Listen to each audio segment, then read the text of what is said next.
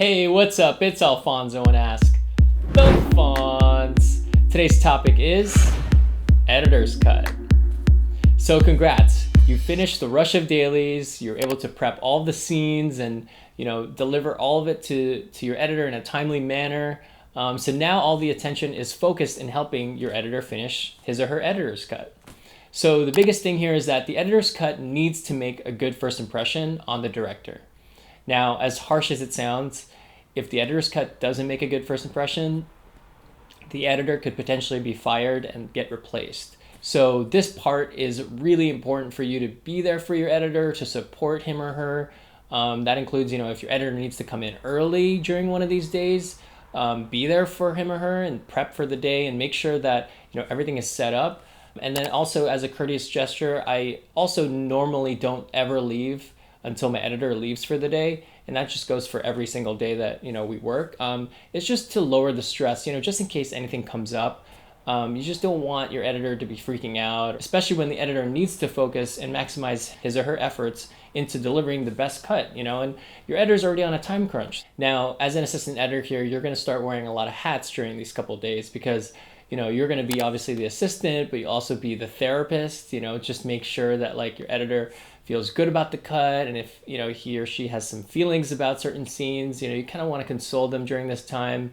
And then also you'll also be the cheerleader for it. You want to also be there to support your editor, and when he or she does have a cut that they're happy with, you want to be able to enjoy and relish in that moment with them. So just make them feel good. That's a part of being an assistant, is you want to support your editor as best as possible. And the fourth hat you're going to wear is you're going to be the first audience. So you're going to be the first person to give notes to your editor, and be polite and know how to give notes as well, because that whole part is important. Your editor wants your feedback as well, because it has to affect the audience in the right way. That's what this part is really all about, is to kind of making sure your editor feels good about the cut and really has the time to focus on getting the cut to a really good place. So with that said, let's talk about the specific tasks as an assistant editor that you do during this stage. So the first responsibility is doing sound work. Basically the editor has so many scenes to put together and so many scenes to kind of tweak and cut and edit and kind of make it finessed and transitionally sound. So the editor has a lot to do already. The editor needs to put this whole show together from it being in its scene form. Basically the editor starts out editing it in scenes, and then throughout the whole shoot, we'll start to assemble the whole show. So by the time it hits the editor's cut, we have everything shot. So now the editor needs to kind of put everything together and kind of finesse sort of the scenes and putting it transitionally together so it makes sense and it feels like a big movie and not, sort of just scene by scene by scene. So the editor already has a lot to do, and one of your main tasks is to help with sound, to mix and to make sure everything, all the audio levels sound consistent. For me, I always start out, having the dialogue at around -6 decibels. And then for any sound effects or ambient noises or environment noises, I have it around -12 or -16, just to kind of get a good gauge there, to depending on what the sound effect is. And then for music, I hit the decibel range of about -21. So I kind of just use this as sort of a default point so that the dialogue will always have to be a little hotter than most of the sound effects and obviously the music. So I start out with this and then gauge it on how it sounds, and also make sure, I said this in my previous video, make sure that, all of your speakers sound consistent to your editor's speakers. All the layers of different kind of environment noises and ambient noises, you can clearly hear them, but not too overpowering, over the dialogue. And as well, the music as well needs to sort of come in at a right level. So make sure you practice this, and make sure you really pay attention to this part, because you don't want your editor to have to redo all of your sound work after you've done it. So yeah, sound work is a very important responsibility during this phase. And the second responsibility is doing temp visual effects work. A lot of shows typically nowadays have a lot of visual effects that need to get done. So a lot of green screen replacements, split screens, which is when two characters are in a locked off position, meaning the camera is locked on a tripod or on a dolly or something that is obviously static and not moving. the editor will want to use take 1 of character A and like take 3 of character B. So you'll have to split screen it down the middle and create one scene as if, both characters were in the same take during that scene. Yeah, so you'll have a lot of that. You'll have a green screen. You'll have a lot of comps, crowd extension shots. So a lot of visual effects that, need to get done. But obviously, the final VFX shot obviously won't be ready during the editor's cut. So you kind of want to be able to make a temporary visual effects shot so that, when your director watches it, it kind of keeps them in the scene. You don't want them to get distracted by it. Obviously, the director will have that ability to imagine, the visual effects shot during the cut. But, it will help if you just add, a temporary visual effects shot there. So, if you don't really know that much visual effects, try to learn it as best as possible. There are a lot of tutorials out there. Definitely learn if you're going to focus, and if you're a beginner and you want to learn how to do visual effects, definitely focus on the first 3.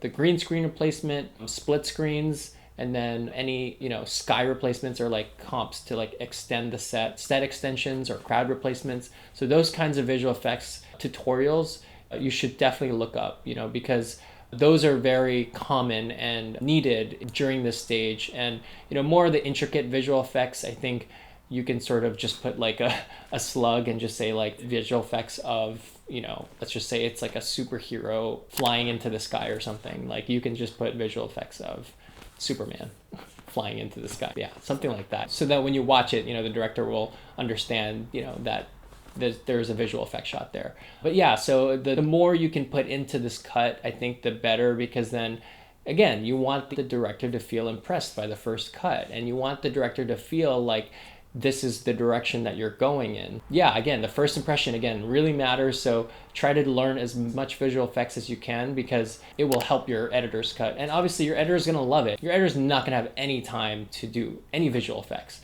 So any of these green screen replacements or crowd extensions, they're gonna rely on you. They're gonna rely on you to come up with something. Yeah, so definitely, show them that you can do this, and definitely practice how to do this and be able to provide the skills so that when the director watches it for the first time, he or she's going to love it, because it's going to keep them engaged, in the scene and, overall in the big picture of the movie. So definitely learn VFX.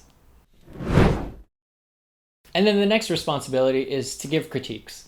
Like I said in the beginning, you're going to actually act as the first audience of the film or the show, because, the editor is going to want your feedback and want to see if it's landing, if specific scenes are working or specific scenes need to be moved, at certain parts. Critiques are a huge part about being an assistant. For me, I always use the Oreo cookie method. The Oreo cookie method basically is you give a good note in the top, which is like the top cookie, and then the filling or the cream is the suggestion or the note that you have, and then the bottom cookie again is another good note or an observation that you really liked about the film. So if I'm watching a scene and I don't really like the music, I won't just come out and say, oh yeah, I don't really like the music. Sometimes you kind of have to work up to gaining trust with your editor to be able to just kind of flat out say notes.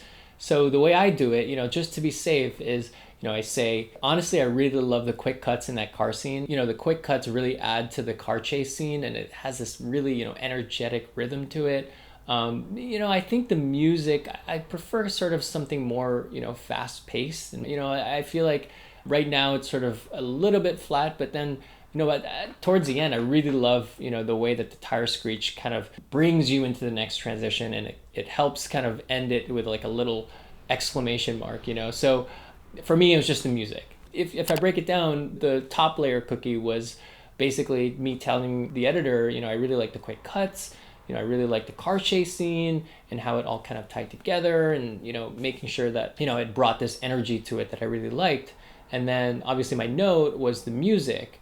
I didn't really like the music. It felt a little bit flat. It didn't really relate to the scene. It didn't bring the energy that I think it could bring. So that's sort of the filling or the cream of the cookie. And then the bottom cookie is saying that, the tire screech effect at the end, it adds a little exclamation point, and it sort of ties everything together.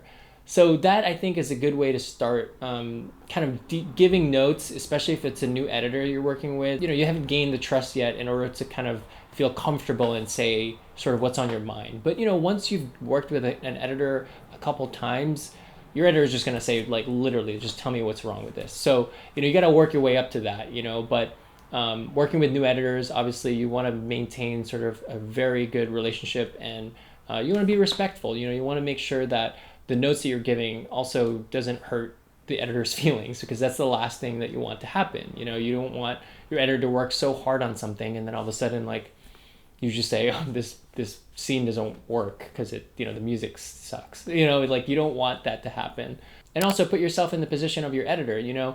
Whenever you want to show something, let's just say you edit something for a couple hours and you're really stoked about it and you're really excited about it, and you just want to show it to someone, think about that. Think about that feeling of, really excited about it, you're really stoked, and you really just want to share the enjoyment that you've cut this scene. So they are showing it to you because they're excited to show it to you. You won't ever show a cut or a scene that you're not so excited about to someone, So, especially when you're still working with a new editor, the editor will obviously feel self-conscious about a bad cut, so they won't show it to you and ask for feedback. Normally, when you're excited about a cut, you want to show it to someone, they're really stoked about it. So it means they're really just kind of wanting you to reinforce their excitement and their enjoyment of the cut. So that's why I say, use the Oreo cookie method, because you're giving 2 compliments and then 1 suggestion. And then obviously the editor will obviously pick up on that suggestion, because when you get compliments as an editor, your automatic instinct is to kind of tune out all the good things that the person just said and focus on the note that really stuck out to them. So it's just a normal reaction, it's a normal instinct, and the editor will get the note. Everyone will get the note. If I'm giving you a critique on an edit, you're obviously going to focus on the bad things. It's just the way our mind thinks. It's just the way that it happens. And I guess that's why I say, like, give 2 compliments and 1 suggestion. And then the next task is exporting out the cut. Okay, so your editor had assembled the whole show, and you added all your sound effects, did all the sound work, all the temp visual effects are in. So now you're ready to export this whole cut, and really now make sure you focus on doing this properly. Okay, that's the last thing that you want anything to happen. Personally, I had an experience where I was working in independent features for a while, and I accidentally, in independent features, it's not, the timelines in our editing systems are not, the full movie, because, you want the editor to be able to work on certain reels. It's basically easier to break down the whole, it's an hour and 30 minutes, let's say. It's easier to have the editor kind of work in chunks. So it's broken down into 5 reels. The assistant editor at the end of, the editor's session of cutting will put together the whole film and assemble it using all the 5 reels. So, I have to cut and paste reel 1, reel 2, reel 3, reel 4, and reel 5 all together. So in this specific example, I accidentally put reel 2 in twice, and we were in a time crunch, and I didn't QC it, and I sent out the movie with 2 reels in it, which is a big no-no, and I got scolded and this whole thing. So make sure you, obviously, when you do the export process, make sure you don't do that. Don't put 2 reels in, and really focus and just make sure everything lines up and everything transitions properly, from reel 1 to reel 2 to 3 to 4 and to 5. Yeah, so this part of the process, you don't want to mess this up, because you put in all this work all the way up to this end, and then when your director watches it, there's 2 reels in there. So it's a big no-no. Again, sometimes you don't have the time to QC because you're in a time crunch, but if you have to stay late, to finish, the QC and to make sure that everything looks good, please do that. Do that. It'll just save you a bunch of headaches, and you don't want to look bad in front of your director and editor. So definitely spend the time to QC and export the cut properly, and make sure everything looks good in the end. And then also, the last note I have, again, this sort of repeats what I said in the export process, but my QC process, which is the quality control, I basically watch the cut twice. I try to at least watch the cut twice, especially after that experience. I now really make myself and force myself to really watch the cut. For me, I usually just do it twice, and once in the cut, not exported yet. So just in case you find something, you can tweak it and fix it, and you don't have to re-export it. So I watch it in the cut, and then after that I export it, and then obviously watch the export just in case there's any codec glitches or any technical issues that could have happened during the export. So again, if you can do this, not every production or not every situation allows time for you to do this. It just depends on the situation. It depends on, what your deadlines are. So if you have the time, please watch the cut, twice. It'll just save you from a lot of these headaches and stress, and making sure that you want to look good in front of your editor and director again. So so just make sure you take quality control very seriously at this stage. So if you like all the advice I just gave, feel free to check out my channel. I'm on YouTube, Facebook, Instagram, TikTok, all the social media platforms, Twitter. Go ahead, subscribe, follow me there at Ask the Fonz. I also do one-on-one phone sessions, so if you want to sign up for a mentorship call, go on my website at www.askthefonz.com. Go to the schedule appointment tab and then fill out the form and schedule an appointment. So subscribe, leave a comment below, send me a direct message. If you have any more questions about this stage, the daily stage, assistant editor responsibilities, the editor's cut, director's cut, I'll help you out as best as I can and give you a lot of advice on all those topics. So thank you so much for watching. Hope you found something useful here. Until next time.